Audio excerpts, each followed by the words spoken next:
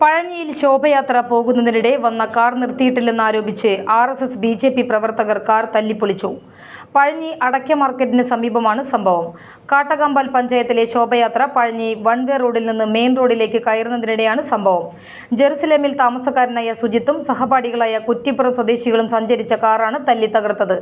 സുജിത്തിനെ കാണാനെത്തിയതായിരുന്നു സഹപാഠികൾ. ശോഭയാത്ര കടന്നു പോകുന്നതിന് വേണ്ടി ഒരു സംഘം പഴഞ്ഞി വൺ വേ ജംഗ്ഷനിൽ ഗതാഗതം നിയന്ത്രിച്ചിരുന്നു. സുജിത്ത് സഞ്ചരിച്ചിരുന്ന കാർ ഇവിടെ എത്തിയതോടെ കാർ വൺ വേയിലേക്ക് തിരിച്ചുവിട്ടു. മറ്റൊരു സംഘം കാറിന് സംസ്ഥാന സഹകരണ ബാങ്കിന്റെ സമീപത്തുകൂടെയുള്ള റോഡിലൂടെ മെയിൻ റോഡിലേക്ക് കടക്കാൻ അനുവാദം നൽകി. ഇവർ മെയിൻ റോഡിലൂടെ അടയ്ക്ക മാർക്കറ്റിന് സമീപം എത്തിയപ്പോൾ ശോഭയാത്ര കാണുകയും വാഹനം ഒരരികിൽ നിർത്തിയിടുകയും ചെയ്തു. എന്നാൽ ശോഭയാത്ര കടന്നുപോയതോടെ ബൈക്കുകളിലെത്തിയ RSS BJP സംഘം കാറിന്റെ ചില്ലുകൾ തല്ലി തകർക്കുകയും വാഹനത്തിന് കേടുപാടുകൾ വരുത്തുകയും ചെയ്തു. സംഭവ സമയത്ത് സ്ഥലത്തുണ്ടായിരുന്ന പോലീസ് ഉദ്യോഗസ്ഥനോട് പരാതി പറയാൻ ചെന്നെങ്കിലും സംഘം വീണ്ടും തടയുകയും ഭീഷണിപ്പെടുത്തുകയും ചെയ്തതായി പറയുന്നു. സംഭവത്തിൽ കുന്നംകുളം പോലീസിൽ പരാതി നൽകി.